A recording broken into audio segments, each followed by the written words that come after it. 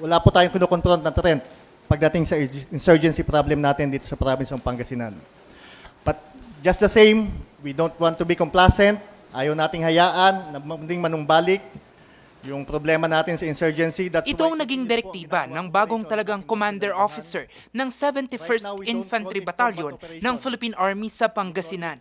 Inihayag niya ito nang imbitahan sila ng Sangguniang Panlalawigan ng Pangasinan.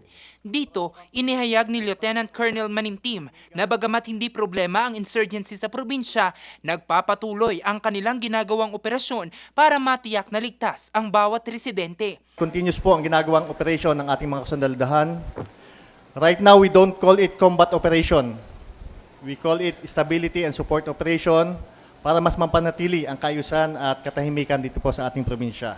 Bukod sa insurgency, nakatutok din ang Kaibigan Batalyon sa pagresponde sa panahon ng kalamidad. We will continue to conduct and cooperate with the other LGUs sa munisipyo para in case na ma-identify natin saan yung mga hazard-prone areas na kailangan po agad namin deployan.